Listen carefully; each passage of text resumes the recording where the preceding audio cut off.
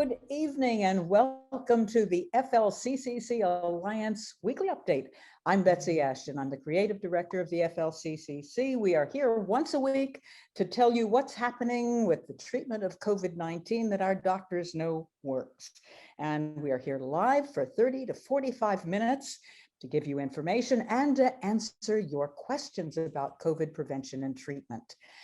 We are going to be focusing tonight on the long hauler syndrome. You know, that problem of people get COVID and it just goes on for months and months and months.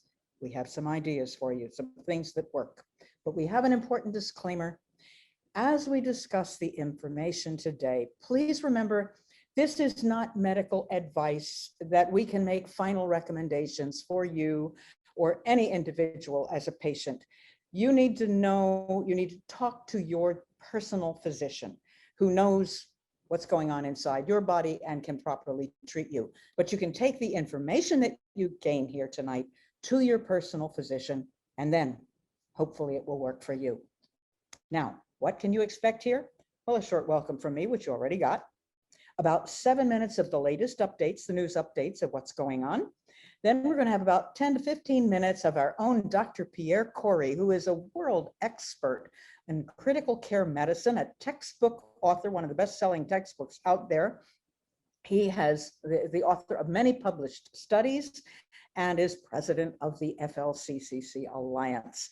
Tonight, he's going to be talking to you and then taking your questions about dealing with those debilitating long-haul symptoms, the COVID that just never seems to go away. First, a little bit of housekeeping. This is a live webinar, so please use the Q&A function. Look down at your screen and you'll see Q&A. That's where we will take your questions. We'll follow that, and that's what we'll give to Dr. Corey, so he'll be able to address those. There's also the chat feature down there, and you can use that to communicate with other people who are watching and, you know, follow the panelists. But we have to tell you that this is going to be recorded. It is being recorded. You'll be able to see it later. If you don't get your questions asked now or you miss it for some reason, you'll be able to watch later. And of course, there's always next week. Now then, for the news, what's going on?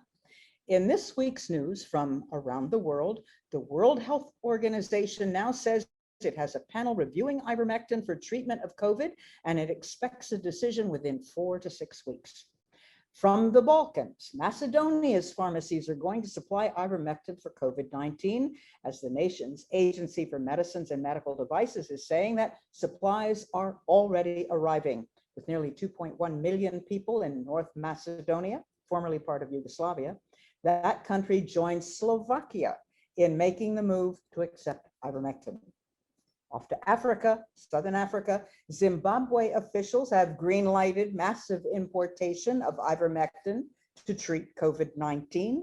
The deaths of some prominent politicians and officials there showed that no one is immune from the deadly virus, with spikes of COVID-19 infections reaching over 30,000. Now the government doubled down and moved to make what is known as the People's Medicine in Bangladesh available to the public via prescription from a licensed medical professional.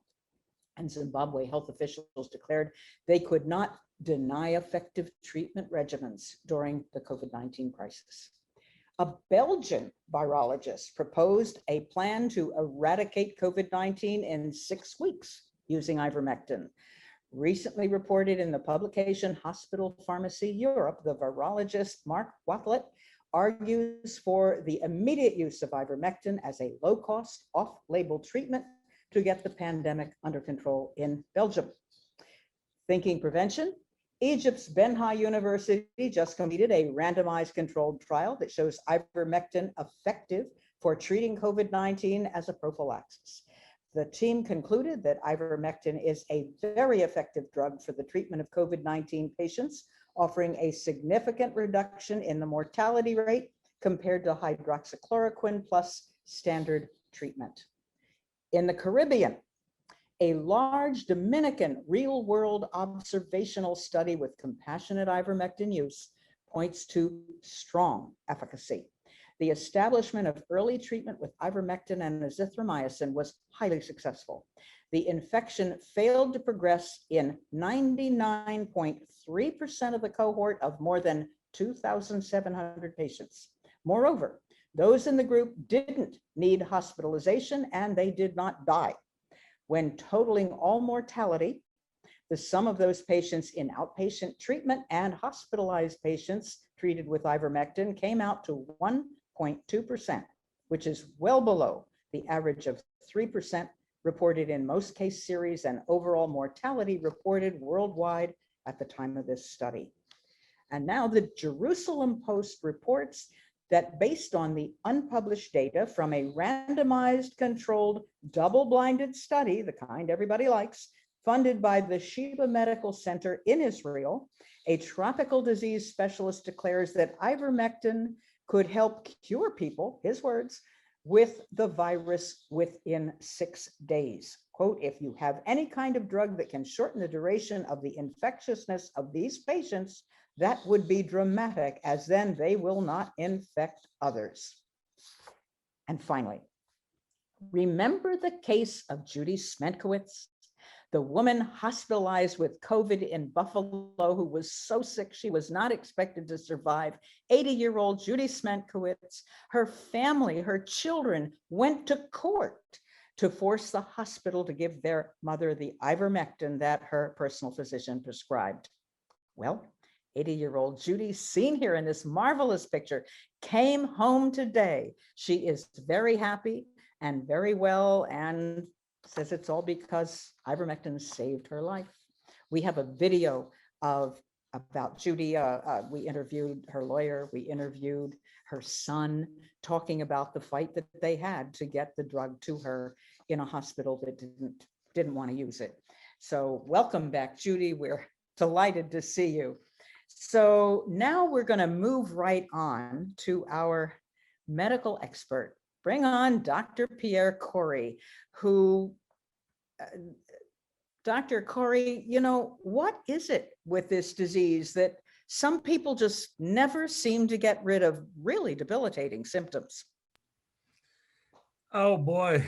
Yeah, that's what we're going to be here to talk about tonight. So, yeah, as miserable as this disease is in its acute phase, it's even worse in the chronic phase. So let's talk about it. So I always like to start there. So, you know, I'm one of a group.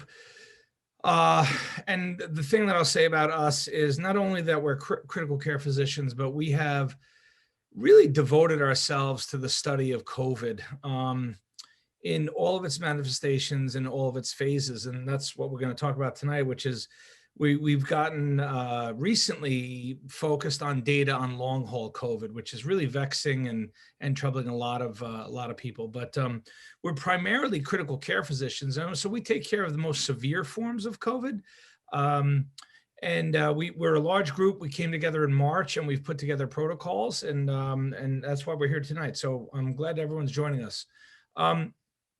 I want to just, before I get to long haul, let's talk about the phases of disease. So first of all, you know, some things that people don't recognize is that the respiratory viral load, right, which actually, if you look at the blue sort of line here in graph, it actually peaks before symptoms. That's when we're most symptomatic. And that's probably one of the drivers as to why this global pandemic is so difficult to control, is that the infection is spreading before symptoms start. And then it rapidly decreases after symptoms start. And by day 10, it's actually quite low. The other thing about the phase is that, you know, the viral replicative phase, which is, you know, generally fever, malaise, cough, headache, diarrhea, kind of like a flu-like or cold-like illness. Most people, it ends after that. So after about 5, 7, 10, maybe 11 days, people start to feel better. They go on about their lives. The problem is a distinct minority actually develop what we call the pulmonary phase. And that's where it actually, the lungs react and they become very sick and can't breathe. And they actually, many of them develop either mild, moderate, or severe forms of respiratory failure. And that's the pulmonary phase. And we've talked about that in not only in the last webinar, but that's largely what our protocols go after is we treat early disease. We also have a protocol for treating later disease, which is the pulmonary phase, which really requires pretty severe and high doses of corticosteroids. And I bring up this slide to show that viral cultures are very difficult to find after about day 10 from symptoms. And this is one study which showed that, which is after about day 10, you're not finding virus. And the reason why I bring that up is that most of the disease, especially once you hit the hospital or once it's late phase, it's not a viral illness anymore. It's an inflammatory response to the virus. And in particular, it's the viral RNA. We have studies showing that just the debris of the virus, that RNA, somehow triggers this massive inflammatory response. And so that's why we see these terrible lung dysfunction and organ dysfunction when patients get to the hospital. So it's really a disease of inflammation and not really the virus at later stages.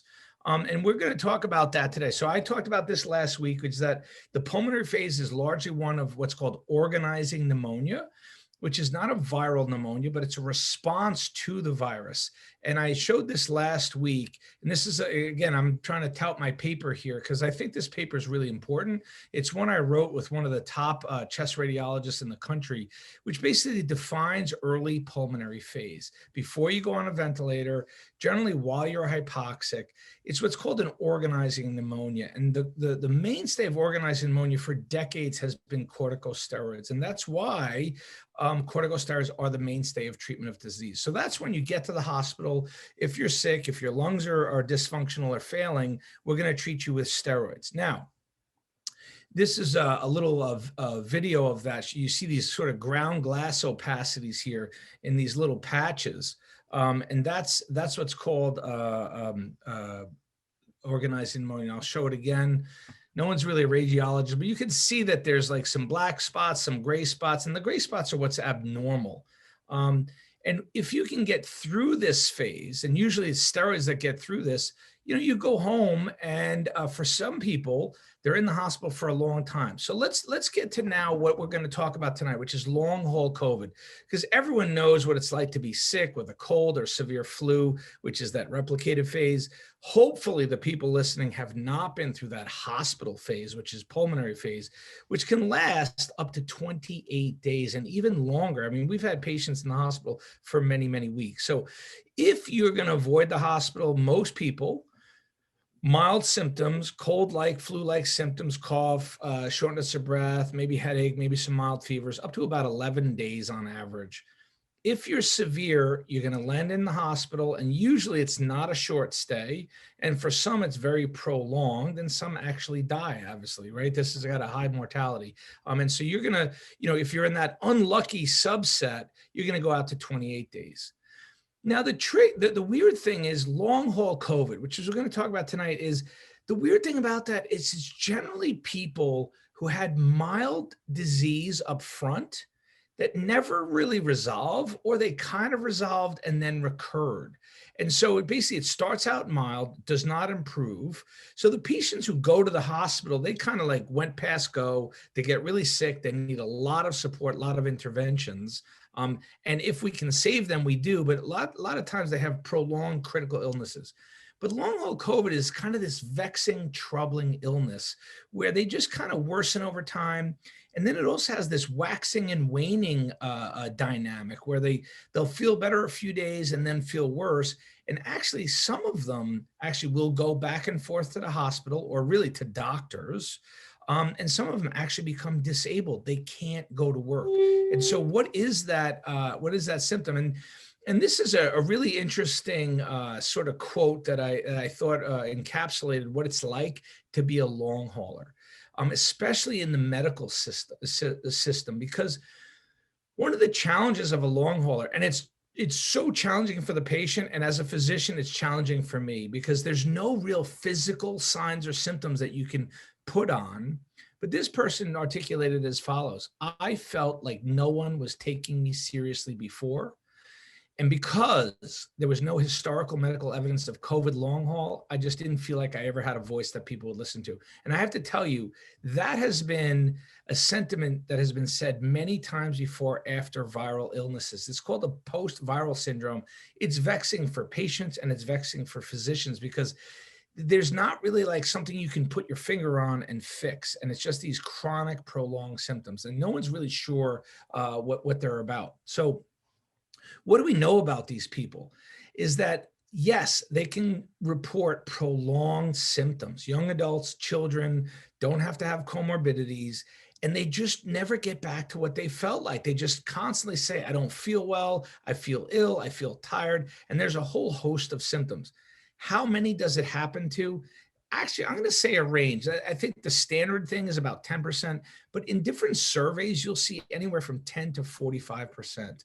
And so it really does affect a large part of this, and probably more than most other viral syndromes that we've used to. And actually, I would say this is that patients in the past decades who've had these post-viral syndromes from other viruses now will probably be more paid attention to and more supported that these symptoms are real and these patients really are suffering.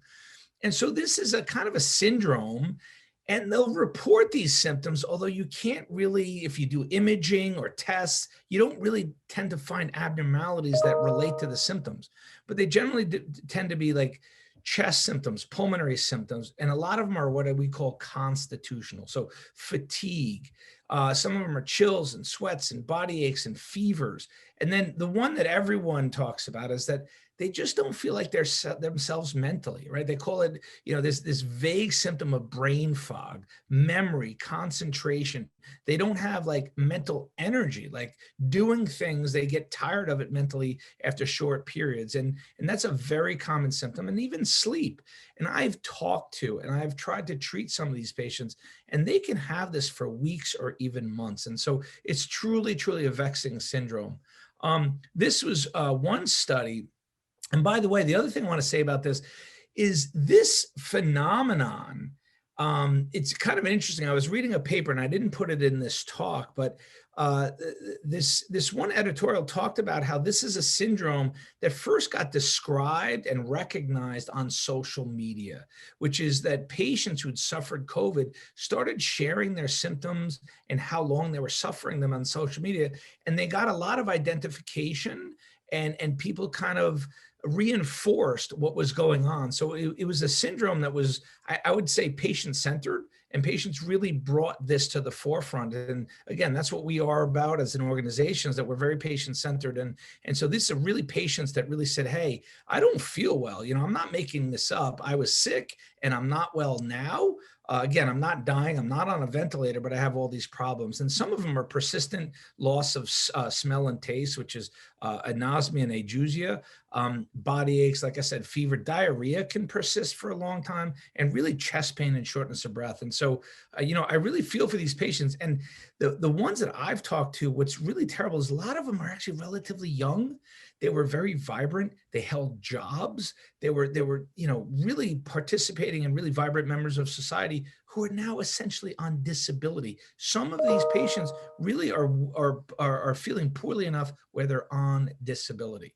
So how do we treat these patients? Now, I don't want to come across as saying ivermectin is the panacea for everything, but I do want to say I have not heard or come across a lot of literature for really profound effects. And I will say this, and this is a call out to anyone who's listening, especially physicians, is that in many centers, academic medical centers, they are constructing clinics for either post-discharge COVID patients or chronic COVID symptoms. Now, I don't know what the protocols are there. I think people are trying different things, generally anti-inflammatory medicines. But what I'm going to talk about tonight is I've been most impressed as I read about this disease about the effects of ivermectin. And probably the first report was from Dr. Aguirre Chang in Peru. And he enrolled, it was a case series. he only took patients who had symptoms at least 4 weeks long. And his first protocol was to do a standard dose for 2 days, 0.2 milligrams per kilogram for 2 days. And out of the 33 patients, he reported that almost all of them, 88%, reported total improvement after 2 days. Now, I want to be clear. We all know about ivermectin. And, if you were here last week at the webinar, I talk about it has multiple antiviral properties. It also has anti-inflammatory properties. And I really believe, now Dr. Aguirre Chang, I've read his papers, he's of the mind, his theory is that maybe the virus is persisting and replicating, and it's the antiviral properties of ivermectin that are working.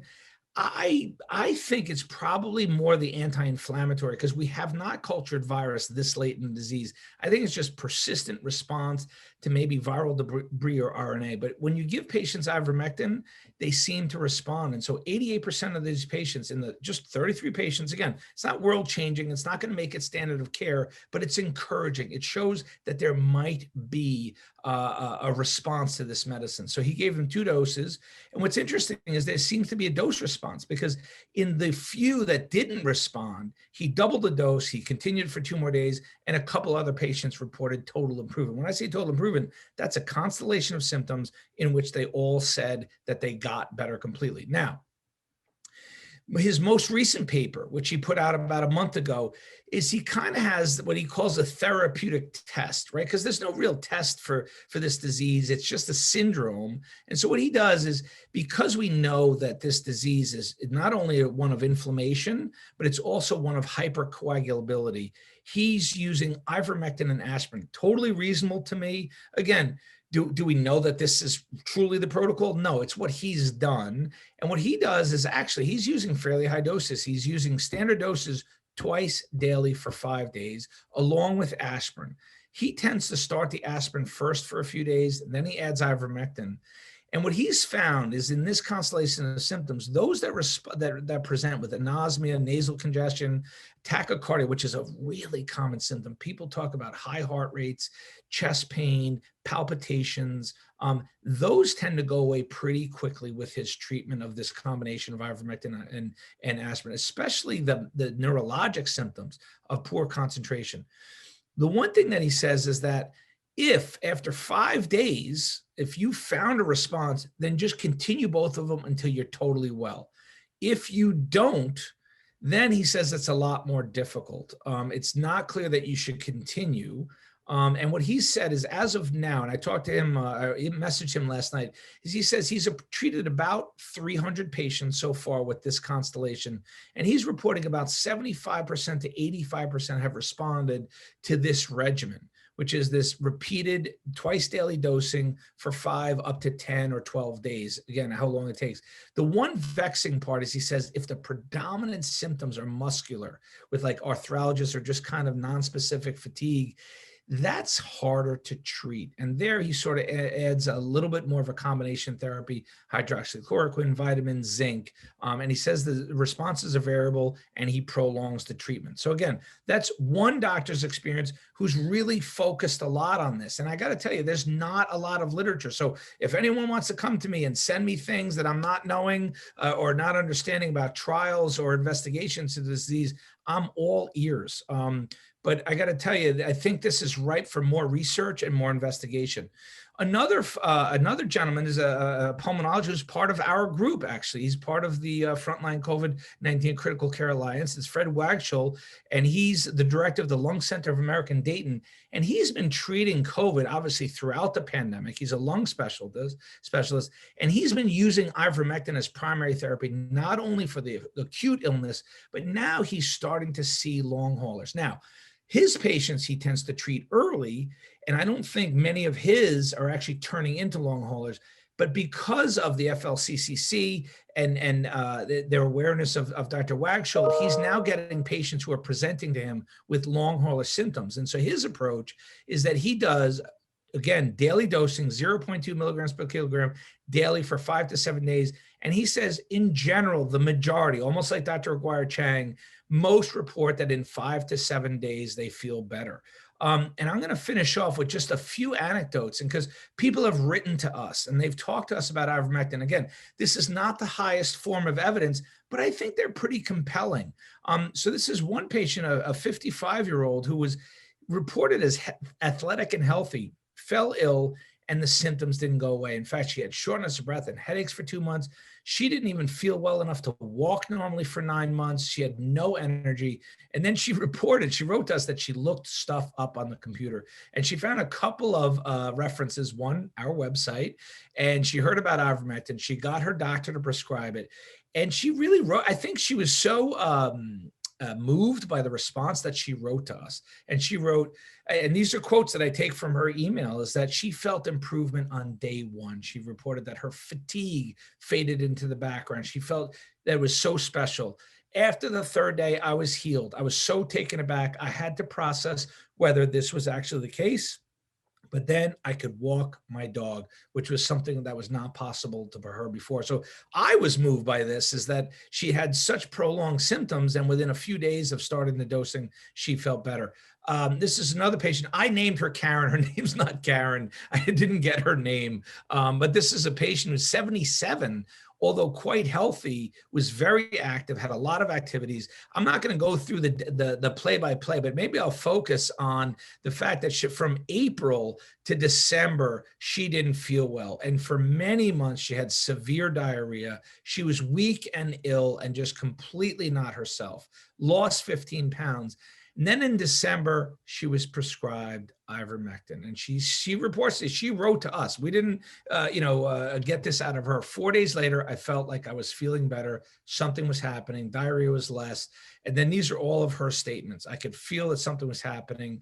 Everything was getting better. I was less weak, abdominal pain, all other symptoms. And then she really feels that she's almost completely well again. Again, it took some time, but she says she's grateful forever. So I don't know. We were all very moved by these anecdotal clinical reports of responses to ivermectin.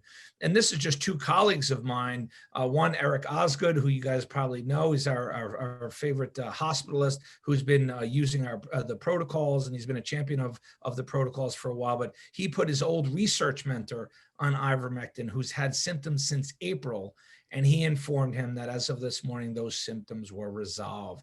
And then another supporter of ours did the same, actually got someone off oxygen within a few days. And again, the anecdotes keep coming in. So I'm not going to go over them because I think you guys get the picture.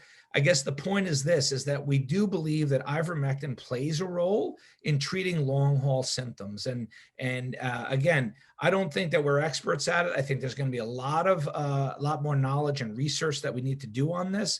But anyone, especially physicians who are at hospitals that have long haul clinics or chronic or post-discharge clinics where patients have unrelieving symptoms, please start a study. Do something like a crossover study where you can treat someone for 10 days with ivermectin and another group with placebo. And then after 10 days, cross them over, give one placebo, go to ivermectin, and you can see how they respond. I think this is a ripe area for more research on this. Again, I don't want to rely just on these anecdotes, but we have multiple of them, and here's one of them. So I'm going to finish up and just say that, I would say that our group, the FLCCC, although I think now we're mostly associated with advocating for ivermectin as the predominant therapy, and I think that's rightly so. I think it's the most potent medicine for COVID that you can imagine. I will say, though, our protocols address a number of features of this illness, and our Math Plus protocol is really founded on a number of other pathophysiologies. However, we don't think our Math Plus protocol is going to be that necessary if the system and the world starts to use ivermectin in the early treatment. And I got to tell you, this slide is showing that we think that's starting to happen. So this is from JAMA. This was an article that was just published showing the ivermectin prescription. So YouTube, that was Dr. Marek's first lecture that he put up on his YouTube channel. And then we put together the IMAS protocol. I put my preprint manuscript on November 13th. And very soon after that, you see a skyrocket. And we know that the amount of prescriptions in this country for ivermectin are much higher. They're about 18 times what the baseline is. So people are getting the message. Our main healthcare agencies are being very cautious, and they don't want to recommend it as a system-wide basis. But I have to tell you, a lot of institutions and hospitals are listening, and we're seeing this across the world. We're seeing more and more countries and regions and health systems adopt this.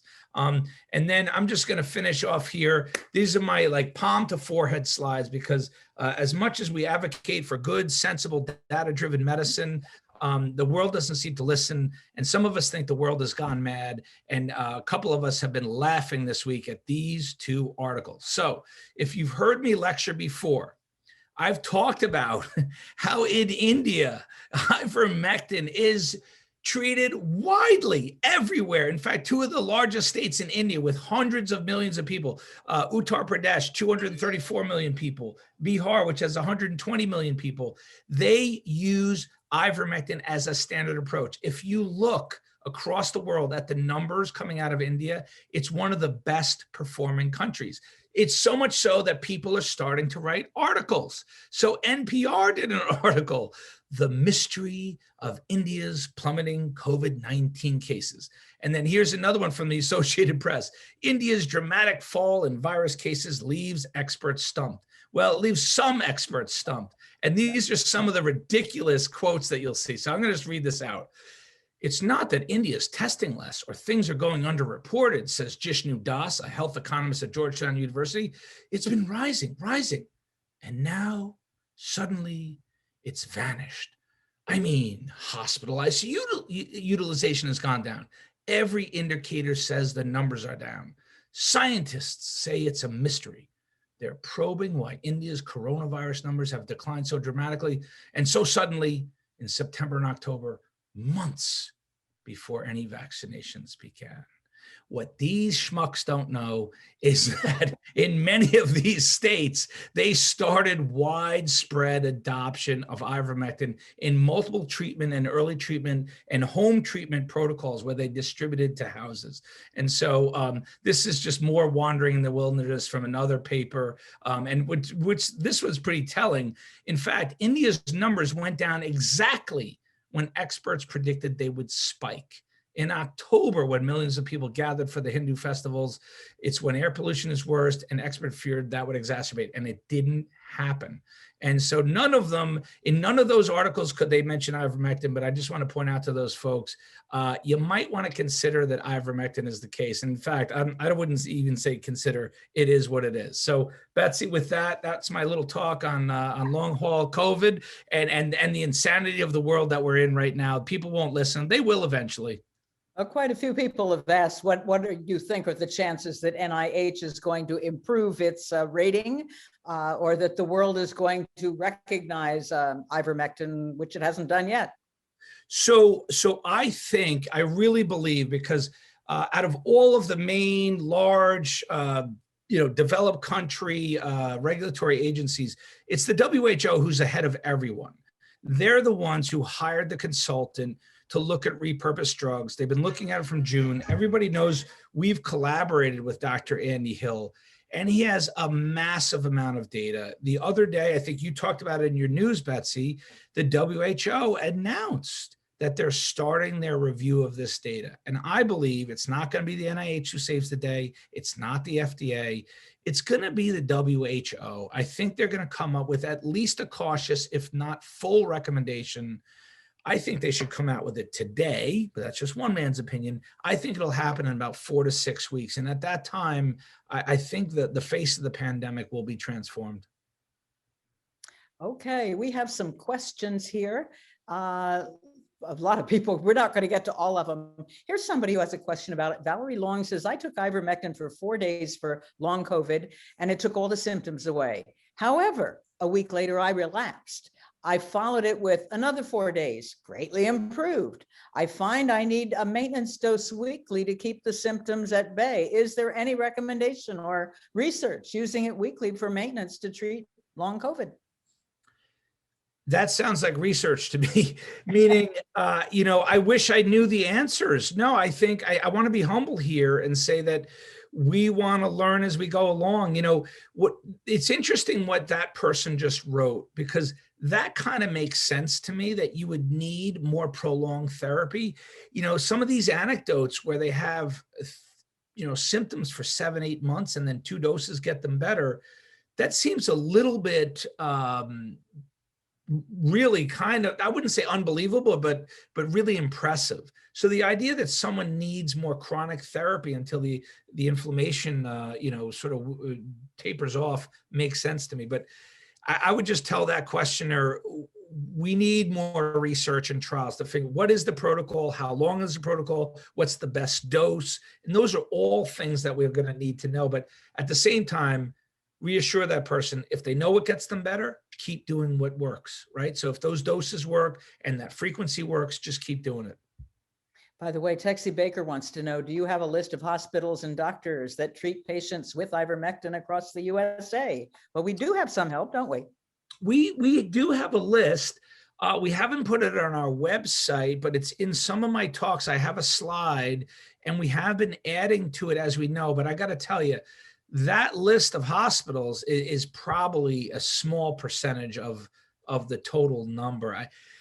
That's a very hard thing, because it's kind of like under the table, right? Until we get a main health agency, recommending this system wide, it's going to be spotty. And so unfortunately, that's a very unsatisfying answer. We don't have a complete list. Okay, so John Marcus says, where would we be now if NIH put $2 billion into ivermectin studies in March of 2020? Right. Well, here's what I say is that, when this pandemic hit, we were looking for something to throw at it, and we threw hydroxychloroquine at it, right? Everybody just said, hey, it's a reasonably safe drug. It has some rationale. And we threw hydroxychloroquine. And I got to tell you, hydroxychloroquine probably has some small effect if you use it really early. That's not how we used it. But it's been largely unsatisfying, and it hasn't been as potent as we've wanted it to. And it's probably largely ineffective unless you use it really early. What I say is this: had we instead picked ivermectin from the get-go, let's say that was our sort of drug of choice to like empirically throw, we'd be in a vastly different place in history. Right? We would not be suffering on a system or global scale like we have. That's my belief. And unfortunately, we picked the wrong horse coming out of the gate. But I think we got a winning horse here. We just got to get everyone to put their money on it. By the way, on the question of doctors, we do have on our website, which is FLCCC.net, we have a list of telemedicine doctors, telemed, that are listed there. So you can find doctors who will talk to you and talk about your symptoms and prescribe by Zoom or whatever it is that they use to communicate these days.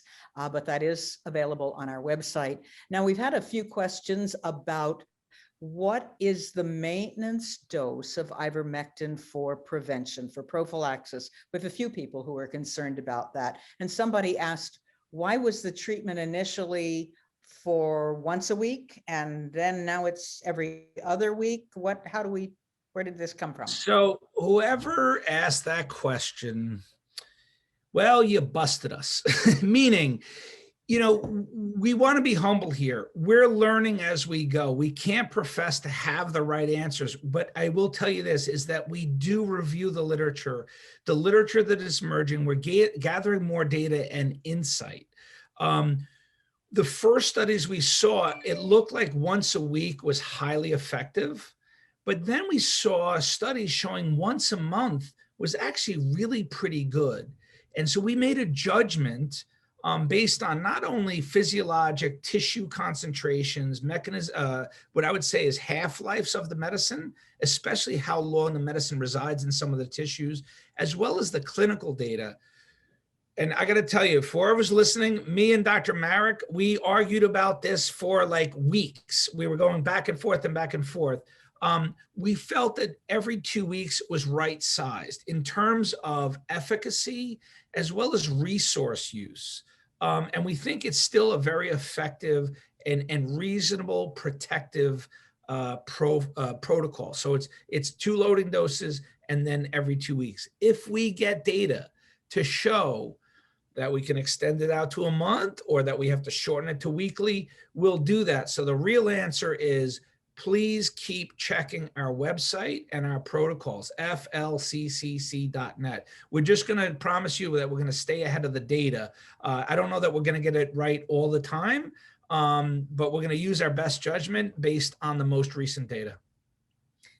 KB wants to know, does the effectiveness of ivermectin work better with zinc, vitamin C, vitamin D3, quercetin, etc.? Why the other items in the protocol? Yeah, so we don't have clinical data to show like ivermectin alone versus the others.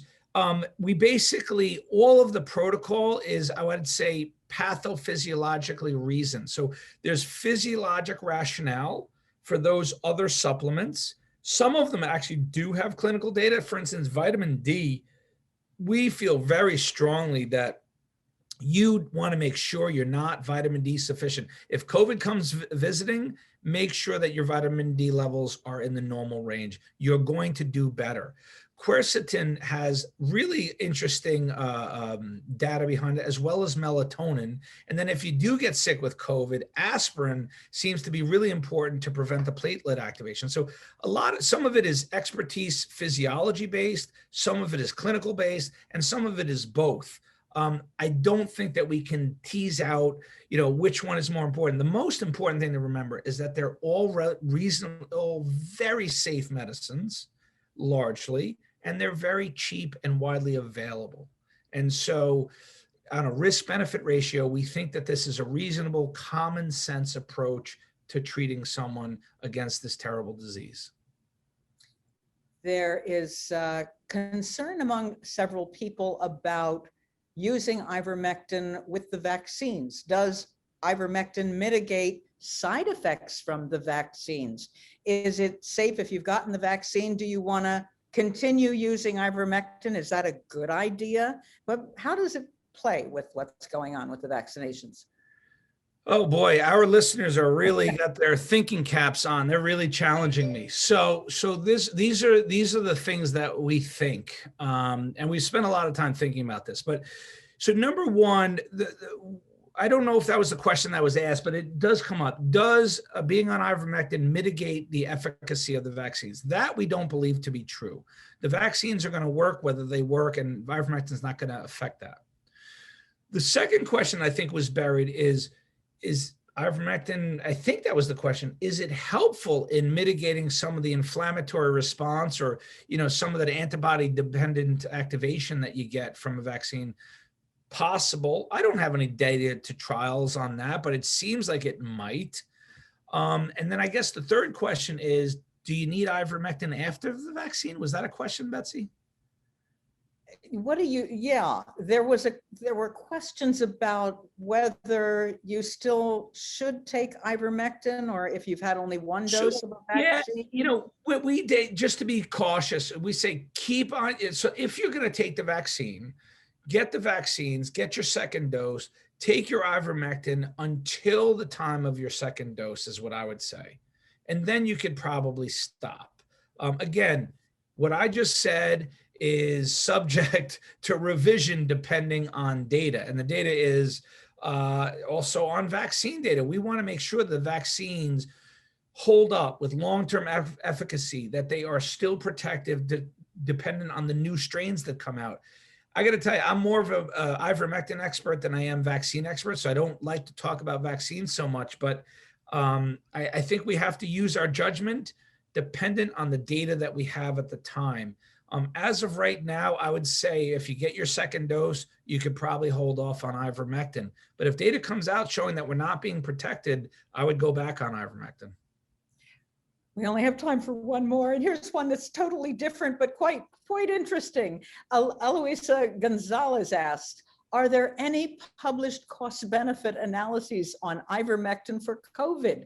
Might be helpful, she says, to influence public health departments across the USA. So she just stole my heart with that question. And I don't want to be a jerk or sound funny, and I'm not being a jerk to the questioner because she's spot on. But the idea that you have to do a cost-benefit analysis is insane. as long as people understand the efficacy, it is one of the world's safest and low-cost medicines. A kilogram of ivermectin, which costs like $300, it's hundreds, if not thousands of doses. And so if it's effective, I can't imagine any therapeutic known to man that would beat it in a cost efficacy scale. So really all you need to prove is efficacy. And we believe that we've proved it. Our manuscript, the reviews that multiple groups have done has shown it's supremely efficacious. So it'll win on all of those fronts. But it would be fun to see a cost benefit analysis compared to, let's say, monoclonal antibodies or remdesivir. It would be like 500 to 1 savings. At least. At I mean, least. it costs what, about $2 a pill or something Right. like that. And remdesivir, it's about what, $3,500 for the treatment? And Wow, you really? need a hospital and an IV, and it has to be All the late. rest of that. Yeah. Not even close. Okay, well, we just didn't get to, there's so many questions, but you know what? We'll come back next week. And that's the best we can do. We can thank Dr. Corey.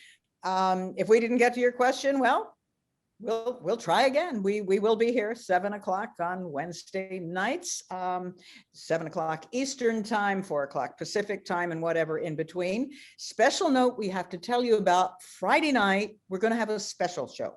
A special show here live again, a webinar. It's going to be with our Dr. Eric Osgood, and it's going to be about teachers, because teachers are going back to the classroom. A lot of teachers are afraid to go back to the classroom, and we have thoughts about how they can feel more comfortable and protect themselves.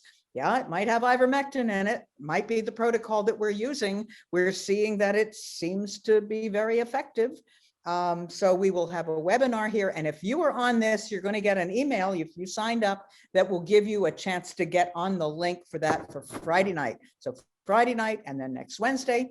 Oh, and in the meantime, we would love to have you join our FLCCC Alliance. All you have to do is go to our website. That's https://FLCCC.net. Look for the network and support link on the page and just sign up, and then you'll get regular email from us there. You see a picture of it. There's our Betsy, website. look, Yeah. I put a slide together to show everyone where to go. Thank If you. you go to Join our us. homepage right there under network and support, you click join, and then you come to this nice little Perfect. That's all you need to registration know. form. Perfect. We want you with us. We'd love to hear from you. And as always, our mission continues while we're off the air. We will be putting patients first, putting people first, even the people who aren't yet patients and hopefully won't ever be patients. We just thank you for watching, and we'll see you next week or Friday and next week as well.